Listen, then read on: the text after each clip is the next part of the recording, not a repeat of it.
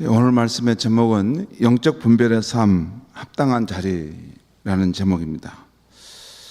제가 수요 예배 때는 주일 예배 때보다 좀 영적으로 말씀이 좀 깊은 영역을 다루게 됩니다. 그래서 성도들이 수요 예배 때는 직분자들이 좀 와서 말씀을 들으시면 좋겠다, 그 생각을 해요. 근데 직분자들이 별로 안 오신 것 같아. 직분자들이 많이 와야지 신앙에 좀 깊은 경지로 들어갈 텐데, 그런 생각을 합니다. 그리고 제가 이제 수요예배 말씀을 전할 때 수요예배는 좀 이 시리즈로 말씀을 전하면 좋겠다. 제가 이제 우리 교회 설교 사역 한 지가 이제 10년 넘었죠. 제 설교 사역에도 어떤 이제 경지를 향해서 가고 있습니다. 제가 이제 이걸 어떻게 앞으로 더 깊어지게 하면서 또 조화 있게 펼쳐지게 할 것인가, 이제 이런 생각도 합니다. 생각도 하는데 앞으로 이제 시리즈 설교를 좀 해야 되지 않겠나, 이런 생각도 합니다. 좀 더 깊어지고 좀 더 실제적인 설교가 돼야 되겠다, 이런 생각을, 고민을 내가 요즘에 합니다. 말씀을 이렇게 일반적으로 전하는 것보다 좀 더 깊어서 우리의 영과 혼과 골수를 쪼개는 말씀에 이렇게 파워풀하게 들어가는 설교를, 하나님 말씀을 전해야 되겠다, 그런 생각을 해요. 왜냐하면 이 자리가 굉장히 중요한 자리입니다. 이 말씀을 담당하는 이 주의정이 정말 이 도시와 이 마을에도 굉장히 큰 영향력을 미칠 수 있어요. 왜냐하면 우리 성도들에게 어떻게 하나님의 말씀을 이렇게 전파해 주냐에 따라서 이 삶이 전혀 다른 이런 새로운 꿈을 꾸고 또 새로운 세상을 보고 나면 사람이 달라져요. 근데 여러분, 이 사람이 늘 바라보는 세상이 똑같은 사람은 안 바뀝니다. 절대 안 바뀝니다. 왜냐하면 하나님의 말씀을 통해서 새로운 세상, 새로운 그런 음성을 듣고, 이런 삶도 있구나, 이런 것을 깨달음이 왔을 때 그래야 삶이 바꿔집니다. 진짜입니다. 우리 인생의 여정 속에서 그 삶이 이렇게 딱 변곡점이 됐던 때가 여러분 몇 번 있었던가 한번 생각해 보세요. 변곡점이 됐던 때가, 저는 한 4번 정도가 변곡점이 있었습니다. 아주 굵직한 변곡점이 있었어요. 예. 근데 여러분은 어떻습니까? 근데 그 변곡점이 있음으로 해서 내 삶이 달라져 간 거죠. 오늘 내 삶이 이렇게 휙 한 번씩 바뀌어갈 수 있도록 했던 그런 삶의 변곡점이 있습니까? 진짜 있어야 됩니다. 우리가 믿는 하나님이 살아계시고 성령님이 실제하신 분이라면 우리 삶에 그런 변곡점이 있는 것입니다.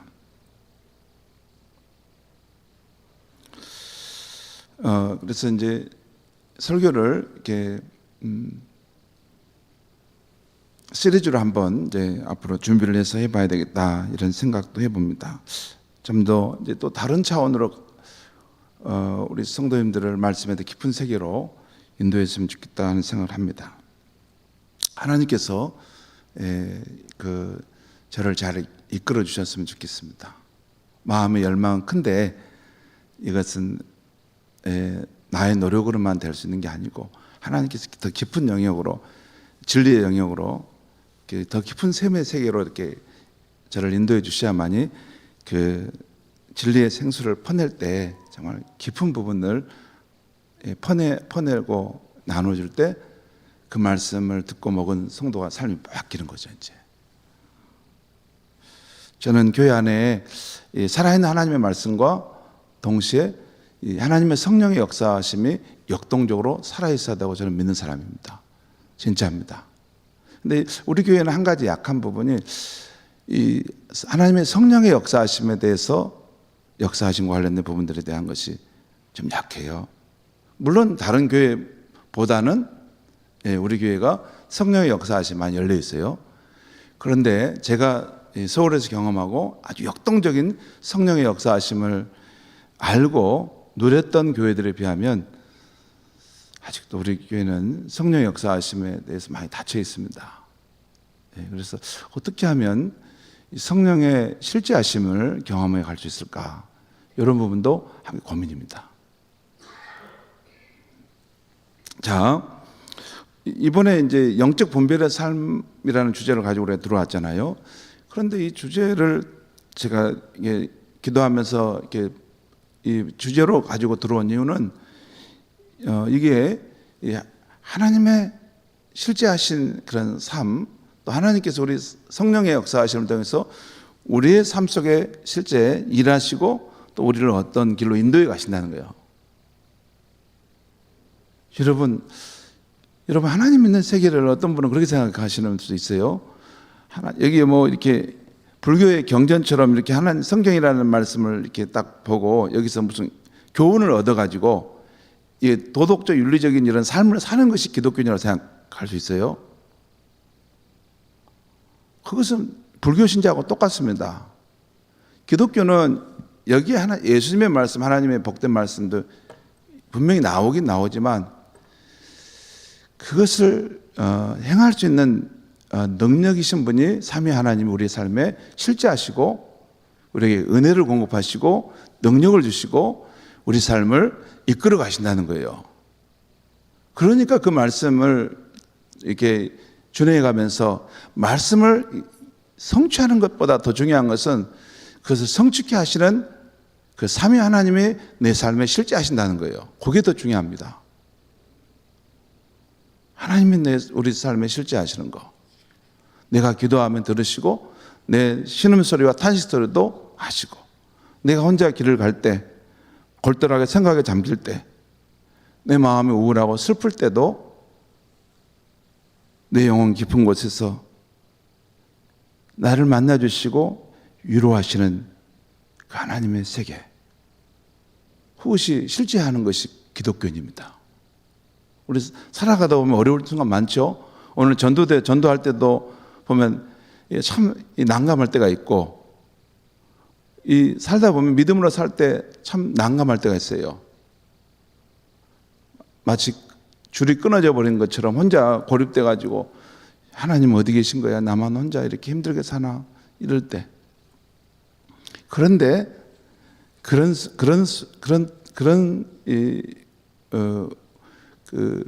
눈물, 그 깊은 골짜기를 지나갈 때 기가 막힌 방법으로 하나님이 내 삶에 함께 하시구나. 내 영혼의 그 슬픔과 그 무거운 짐을 함께 위로하시고 또 함께 짐을 져주시는 분이구나. 이런 게 깨달아져야만이 그게 기독교인입니다. 그게 기독교인이에요. 그러려면 하나님과 나와의 관계가 아주 나의 하나님, 나의 산성, 나의 방패, 나의 능력, 나의 소망이라고 고백할 만큼 그 하나님을 인격적으로 내가 만나고 경험하는 나의 삶의 자리가 있어야 하는 것입니다. 여러분, 제가 지금 낯선 이야기를 하는 게 아니에요. 낯선 이야기가 아닙니다.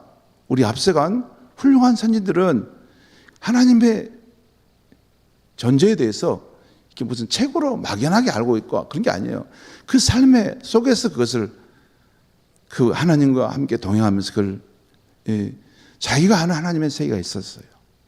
그러니까 어떤 환난과 시련이 와도 모든 세상 사람들이 모든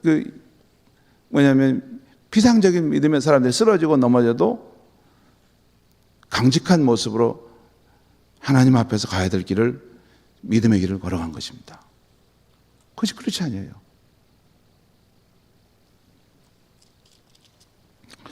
이 영적 분별의 삶은 그 삼위 하나님께서 우리의 삶에 이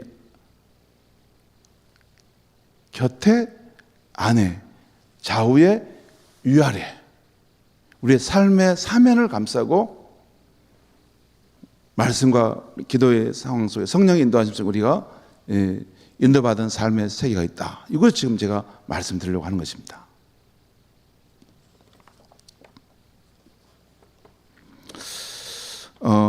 지금까지 우리는 영적 분별의 삶에 대해서 살펴보았는데요. 한번 정리해 보겠습니다.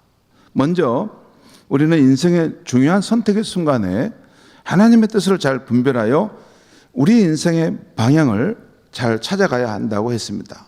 그때 그 선택의 순간이 너무 중요했는데 그때 그것을 분별하지 못하는 그런 일이 없도록.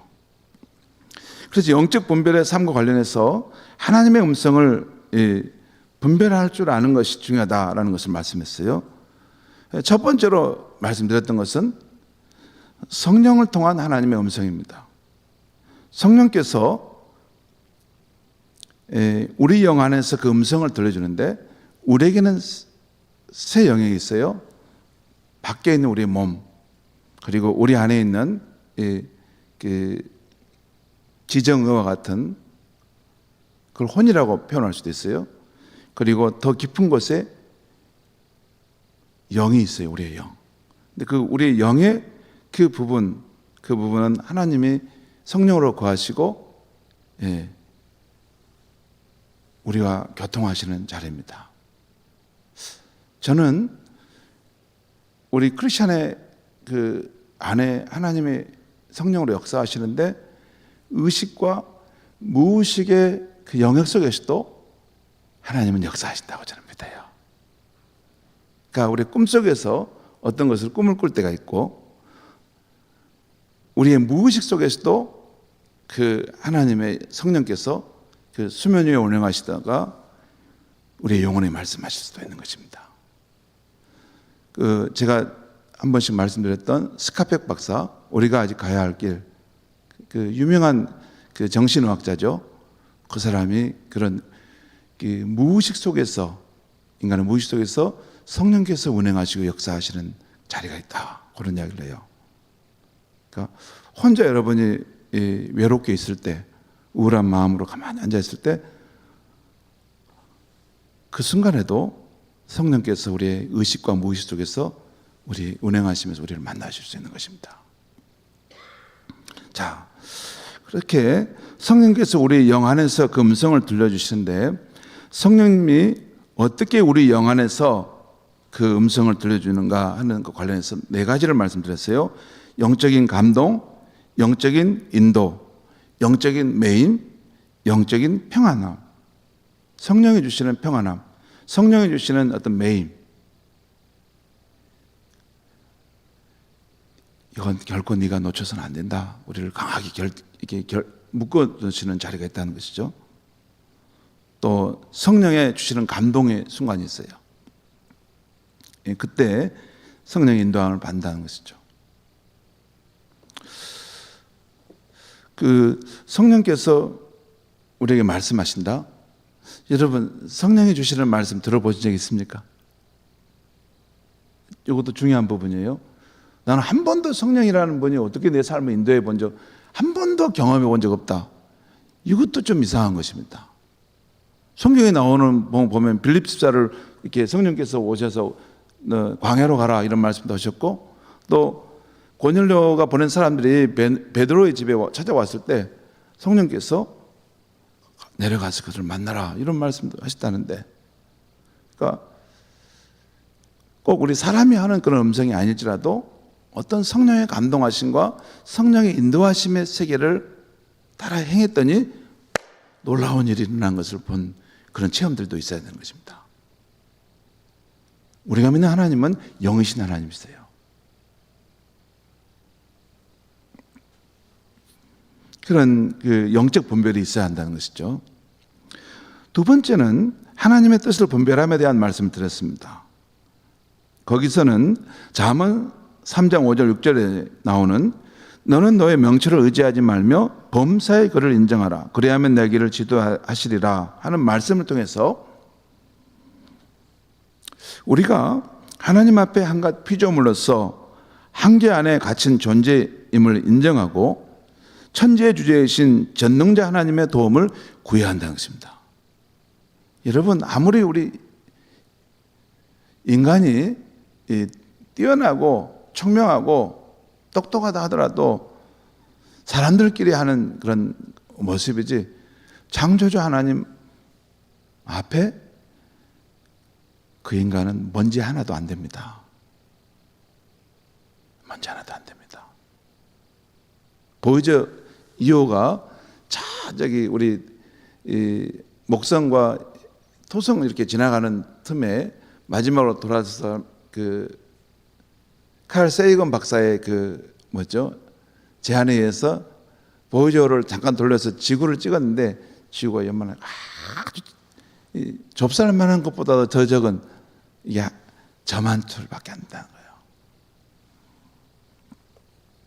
여러분, 우리 인간은 하나님 앞에서는 참 피조물로서 한갓 너무나 미미한 존재라는 것입니다. 그래서 우리의 어떤 똑똑함과 잘남을 주장하는 것이 아니라 전능자 하나님의 도움을 구하면서 우리가 살아가야 한다는 것이죠. 그리고 그분의 뜻을 분별하고 그분의 인도하심을 받는 삶과 관련해서 그 증거가 되는 것에 대한 몇 가지 이야기했는데, 내적인 확신, 또 성경의 말씀, 또 설교 말씀, 경건한 신앙인의 조언, 또 우리가 만나는 상황들, 또 마음의 평안, 이런 것들이 하나님의 뜻을 분별하고 그 인도함을 받는 증거라는 말씀 드렸습니다. 그리고 세 번째는 하나님이 예비하신 합당한 사람에 대해서 우리가 살펴보았습니다. 처음에는 성령의 음성, 또 하나님의 뜻을 분별하는 것, 세 번째는 하나님이 예비하신 합당한 사람이라는 것입니다. 여기서는 한 사람이 우리의 생활권에 들어오면 그 사람의 영도 들어온다는 것이에요. 그래서 우리가 관계를 맺고 있는 사람들을 보면 크게 두 부류로 나눠지는데, 곧 육신의 사람과 믿음의 사람입니다. 전자는 우리에게 두려움을 불어넣어 주지만 후자는 우리를 세워주고 믿음을 불어넣어 주는 사람입니다.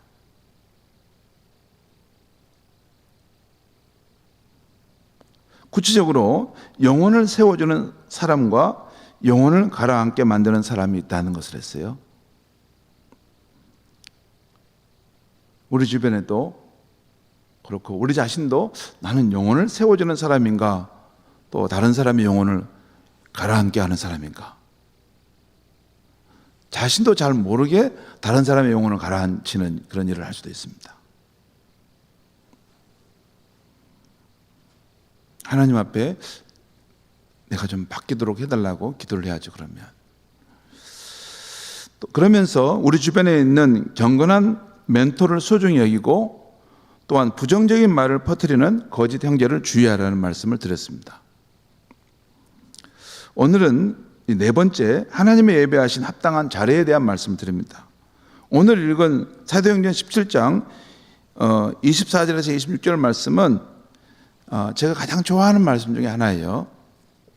여기 보면 하나님께서는 우주와 그 가운데 있는 만물을 지으셨다는 것, 또한 하나님께서는 우리에게 생명과 호흡과 모든 만물을 주신 분이라는 거예요.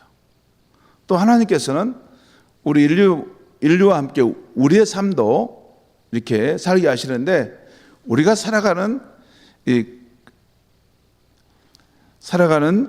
이 삶의 연대와 거주의 경계를 정해 주셨다는 것이다.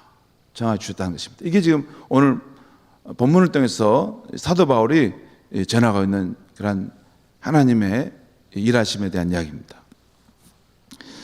오늘 읽은 사도행전 17장 26절에서 하나님께서는 인류의 모든 민족을 한 혈통으로 만드셔서 온 땅에 살게 하시고 그들이 사는 연대와 거주의 경계를 정하셨다고 말씀하고 있어요.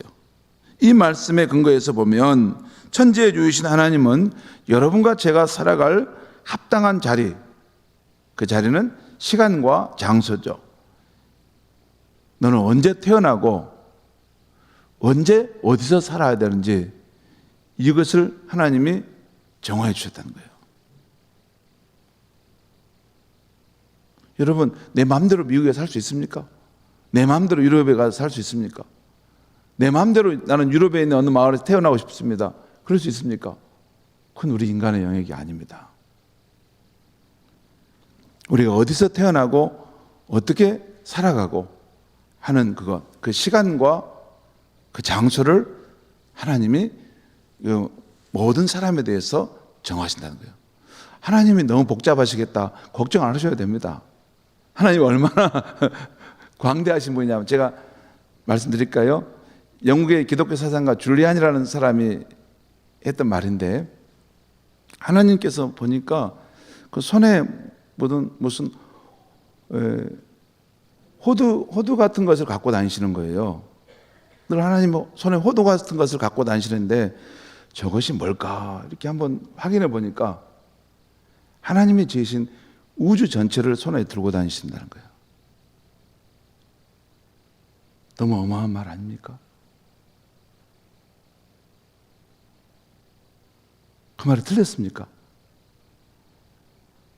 하나님이 지으신 우주 전체를 어떤 사람이 호두를 이렇게 손에 들고 다니면서 갖고 다닌다는 거예요. 그래서 그걸 가지고 이렇게 뭘 이렇게도 하고 저렇게도 한다는 거예요. 그분이 창조주 하나님이시라는 거예요. 그 앞서간 위대한 선진들이 깨달았던 하나님의 광대하심입니다. 그러니까 우리 지구에 사는 사람들 정도의 이렇게 각 사람이 어디서 살아가고 그런 쉽게 아시죠? 예를 들어서 저의 경우를 설명해 오면, 사역지가 어떻게 정해졌는지를 한번 생각해 봤을 때, 처음에 저는 대구 비산동으로 갔습니다. 그 다음에 서울 양평동으로 갔습니다. 그 다음은 일산 마두동으로 갔습니다. 그리고 중국 후이조우로 갔다가 그 다음에 중국 상해로 갔습니다. 그러다 다시 파주로 갔고 그 다음에 전남 순천으로 여러분 곁에 와 있습니다. 여러분 곁에 와 있어요. 반갑습니다, 여러분. 반갑습니다. 어떻게 내가 여기 왔는가? 여러분의 경우도 이 순천 땅에 주로 사신 분도 있겠지만, 교직에 있었거나 기업체에 있었던 경우 여러 지역으로 돌아다니다가 이제는 이 순천 땅에 와서 사시는 분들도 있을 것입니다. 아니, 이 순천 땅에서 주로 사셨던 분들도 그 기원을 따라 올라가다 보면 아버지가 또는 할아버지가 또는 증조 할아버지가 다른 지역에 살다가 어느 땐가 이 순천 땅에 옮겨와 정착하게 되었을 것입니다. 그렇죠? 그리고 지금 여러분이 순천 땅에 사신다고 해서 앞으로도 계속 이곳에 사신다고 할 수 있습니까? 자신 있는 사람 손 들어 보시죠. 나는 이 순천 땅에서 나는 죽어도 이곳에 살 거야. 저도 이 순천 땅에 살았으면 좋겠습니다. 살아보니까 참 좋아요. 순천이 참 매력 있는 도시라는 생각이 들었습니다. 근데 그것은 하나님의 영역입니다. 알 수 없는 거죠. 저는 요즘 송보 아파트에서 밤에 창문으로 도심의 전경과 차들이 다니는 모습을 물끄러미 바라보다가 내가 왜 이 순천 땅에 와서 살고 있을까 하는 생각을 새삼합니다. 나 혼자 가만히 이렇게 바라보고 있다가 어떻게 내가 이곳에 와 살고 있지? 원래 중국 상해에 있었던 사람인데.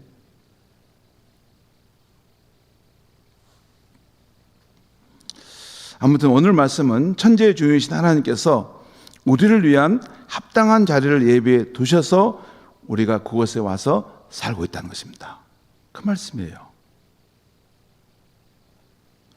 그래서 성도 여러분, 우리의 삶을 향한 하나님의 중요한 뜻 가운데 하나는 하나님께서 매 순간 우리를 합당한 자리로 인도하셨음을 믿고 그 자리에 보냄받은 의미를 깨닫고 그 자리에서 하나님의 뜻을 이루어가는 것입니다. 그게 나를 위한 합당한 자리로 인도하신 하나님의 뜻을 따라 그곳에서 하나님의 뜻을 이루어가는 것입니다. 나를 어느 곳으로 보냈다면 괜히 보냈겠어요? 아무 생각 없이 하나님 그곳에 보냈겠어요? 아니죠.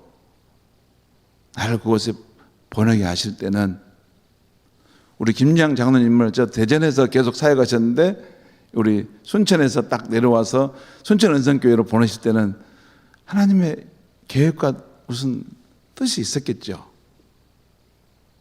남은 생에 이 순천 은성교회에 가서 장로의 직분을 잘 감당해서 그 교회를 세워라, 그런 사명이 있을 수 있습니다. 여러분도 마찬가지입니다. 저의 경우는 이렇습니다. 제가 왜 이 순천 땅에 와서 목회하는지, 왜 우리 교회에서 목회하는지, 또 이 도시에서 순천 남노회에서 속하게 되었는지. 순천 노회도 있습니다. 여수노회도 있어요. 근데 순천 남노회에 속했어요. 지금 제가 무슨 규칙부장을 맡아서 이걸 하게 됐어요. 정말 안 오고 싶습니다. 저는 정말 그런 거 안 오고 싶어요. 그런데 그걸 맡으라고 했어요. 그럴 때, 이것도 무슨 하나님의 무슨 뜻이 있는가 보다. 그런 생각을 하고 맡고 있어요. 또 다른 도시가 아닌 이 순천시에 왜 살게 되었는지, 또 왜 이 대한민국에서 태어나 살게 되었는지를 생각해보고 그 자리에서 살아가고 세워진 의미를 깨닫고 그곳에서 하나님의 뜻을 이루어가는 것이 하나님이 나를 합당한 자리에 보내셨던 것을 믿는 하나님의 백성의 삶의 태도라는 것이에요. 여러분 이곳에 교회 안에서만 해도 다 직분이 있잖아요. 권사로 세워졌고, 장로로 세워졌고, 안수집사로 세워졌고, 저는 목사로 세워졌고, 또 가정에서도 여러분의 직장에 있고, 한 마을에서도 여러분의 삶에 그런 영향력이 있는 거 아니에요? 하나님이 정해주신 이 삶의 장소에서 이런 삶은 지난주에 보냈던 하나님이 예비하신 합당한 사람과의 만남, 또 다음 주에 살펴볼 하나님의 계획과도 연관되는 거예요. 그 자리에 보냈을 때는 그곳에서 또 하나님이 합당한 사람들을 거기서 보내줘가지고 이게 만나서 하나님의 일을 도모하도록 하신 것이 있다는 것이죠.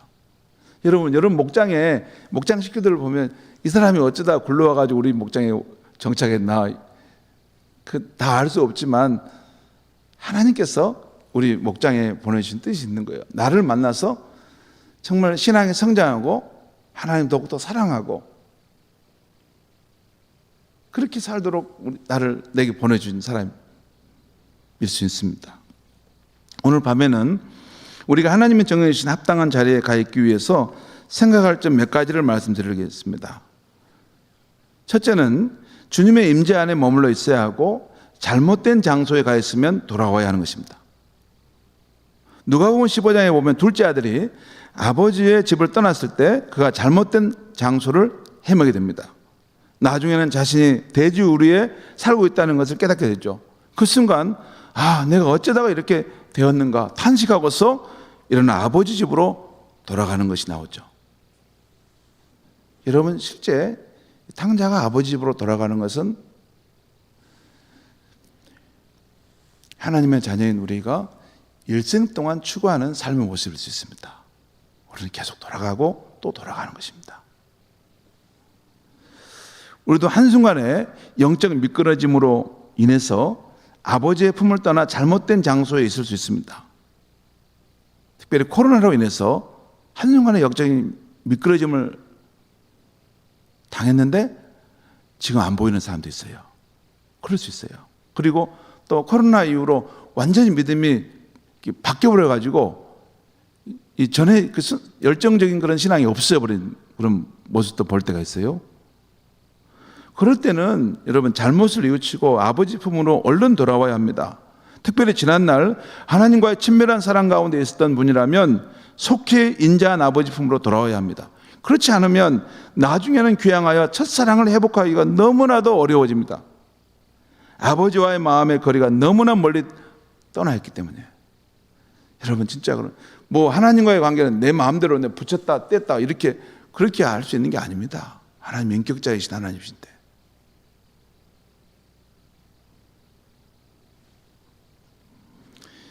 다시 귀향하여 첫사랑을 회복하는 것이 쉽지 않습니다.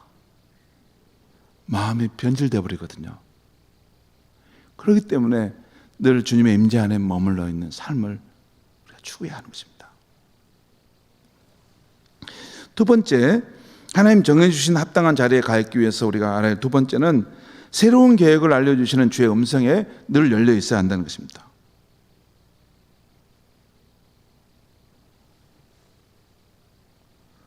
우리가 알다시피 열왕기상 17장에 보면 하나님께서 엘리야를 그리 시내가에서 이렇게 보내셔서 까마귀를 보내 이 아침과 저녁으로 떡과 고기를 먹게 해주셨는데 거기에 익숙해질 즈음에 하나님은 다시 새로운 계획으로 말씀하십니다. 너는 시돈 지방 사르밧으로 가라. 내가 그곳 과부에게 명령하여 내게 음식을 주게 하리라. 하나님께서 이렇게 새로운 계획을 말씀하셨어요. 근데 만약 엘리야가 자기가 익숙한 곳에 머물겠다고 우긴다면 하나님의 공급하심을 놓치게 되겠죠.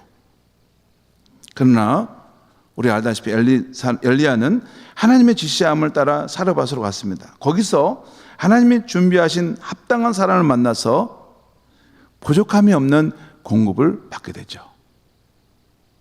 믿음의 조상 아브라함도 마찬가지입니다.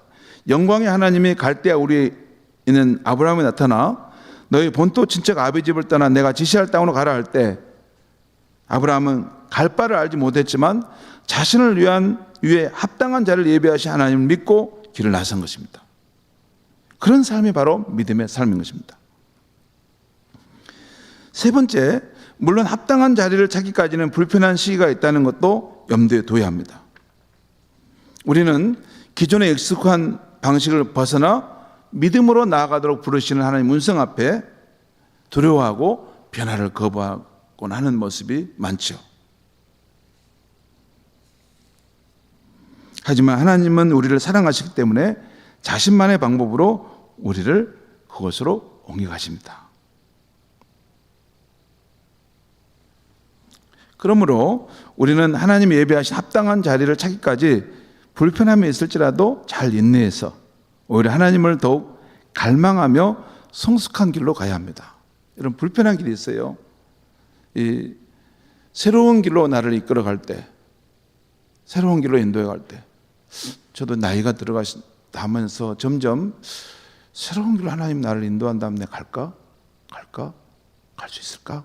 이런 생각을 해봐요. 근데 가야 될까요? 안 가야 될까요? 가야죠. 내가 하나님을 이길 수 있습니까? 그분은 창조자고 나는 피조물인데, 나는 그분을 의지해서 살아가는 백성인데, 그분이 가라면 가야죠. 가야 돼. 근데 이제 그 가는 과정에 아마 불편한 시기, 힘든 순간이 있을 거예요. 그렇지만 또 그것도 귀합니다. 왜냐하면 신앙이란 궁극적으로 하나님과의 연합이고 하나님과의 관계가 더 깊어져 가는 거예요. 그게 신앙의 이 마지막 길입니다. 이런 말씀 한두 가지 지키고 또 무슨 어떤 우리가 이 땅에 어떤 업적을 이루고 이런 것은 더 낮은 차원이고, 궁극적인 신앙의 마지막 지평은 삼위 하나님과의 연합의 삶으로 더 들어가는 거예요. 그분의 삶, 그분의 존재 깊은 곳으로 더 깊은 여행으로 들어가는 거예요. 주님이 내 안에, 내가 주님 안에. 그렇게 그 존재가 함께 하나님 안에서 거하는 삶으로 들어가는 것이죠. 자, 그런데 여기서 한 가지 주의할 점이 있어요. 혹시 우리들 중에 주변 상황과 내가 잘 안 맞아서 불편하다고 해서 하나님이 나를 이곳에서 떠나라고 하시는구나, 또는 그만두라고 하시는구나 하면서 자기 뜻대로 결정하실 분이 있을 것 같아서 드리는 말씀입니다. 특별히 아주 중요한 인생의 결정을 내릴 때는 자신이 들은 내적인 음성만이 아니라 몇 가지 더 증거를 찾을 필요가 있습니다. 예를 들어서 믿음의 공동체의 조언과 영적 지도자의 조언도 들어야 합니다. 우리는 불완전한 사람이거든요. 하나님의 음성과 그 뜻을 알았다 하더라도 아무리 탁월한 영적 지도자도 잘못할 수도 있습니다. 그러니까 믿음의 공동체 안에서 그것을 한번 검증받을 필요가 있고, 또한 영적 자기보다도 훌륭한 경건한 신앙의 사람이 있으면 가서 물어봐야 됩니다. 그게 겸손한 하나님의 사람입니다. 사랑하는 성도 여러분, 오늘 사도행전 17장 26절 말씀은 하나님께서는 우리가 살아가고 우리가 일할 합당한 자리를 예비해 주셨다고 하고 있습니다. 그러기에 우리는 하나님이 정해주신 합당한 자리로 보냄받아 살고 있다면 내가 그 자리에 세워진 의미를 깨닫고 그 자리에서 하나님의 뜻을 이루어가면서 살아야 하는 것입니다. 나를 그곳에 보냈다면, 또 이제는 그 자리에 머물 시간이 다 되어 하나님의 새로운 계획을 찾아 떠나야 한다면 하나님의 타이밍에 하나님의 예비하신 자리를 열어주시도록 기도해야 하는 것입니다. 그리고 나를 위한 합당한 자리로 인도하실 그 하나님을 믿기에 기대와 설레임으로 또한 기다릴 수 있는 것입니다. 오늘 여기까지 제가 말씀을 드렸는데요, 다 이렇게 준비해도 한 가지 부족하다는 생각이 들었어요. 이론은 그렇지만 실제라는 것은 굉장히 그 순간이 고독하고 또 힘들고 그 잠 못 이루는 그런 번민의 시간들이 많습니다. 여러분, 이게 지금 내가 어디로 이제 가야 될까? 하나님의 내 삶을 어디로 인도할 것인가? 그 다음에 그 상황을 인도를 구할 때 쉬운 것이 아닙니다. 정말 잠 못 이루는 그런 시간이 많고, 작정 기도를 정말 40일 때로는 100일을 하기도 하고, 그렇게 하면서도 불확실한 삶의 상황 속에서도 삶의 상황 속에서 하나님의 그런 뜻이 어디 있을까 분별해야 되는 그런 숱한 번민의 시간이 있습니다. 그런데 그 자체도 중요한 순간이에요. 그런 과정을 통해서 우리는 하나님과 더 깊은 연합의 그런 길을 가고 있는 것이고, 하나님의 뜻을 분별할 수 있는 영적인 민감함이 점점 더 개발되어 가는 것입니다. 아무쪼록 하나님께서 우리의 삶에 합당한 그런 자리로 우리를 인도해 주시고, 그곳에서 귀하게 쓰임받는 저와 여러분의 삶이 되길 바랍니다. 기도하겠습니다. 하나님 아버지, 오늘 이 밤에도 하나님 말씀을 전했습니다. 하나님의 예비하신 그 합당한 사람이 있는 것과 함께, 또 하나님이 나 한 사람을 위해서 예비하신 그런 합당한 그런 자리가 있다는 것을 일깨워 주시니 감사합니다. 하나님 아버지, 이미 우리가 하나님의 인도함을 받아서 그곳에 와서 살고 있다면 그 자리에서의 하나님이 원하시는 뜻이 무엇인지를 잘 분별하여 하나님의 뜻을 이루어가는 우리의 삶이 되게 하여 주시옵소서. 또 하나님이 새로운 계획으로 내 삶을 인도할 것이라면 하나님의 타이밍에 그 하나님의 길을 보여달라고 기도하고, 그 놀라운 하나님의 손길을 볼 수 있는 우리가 될 수 있게 하여 주시옵소서. 예수님의 이름으로 기도합니다. 아멘. 주신 말씀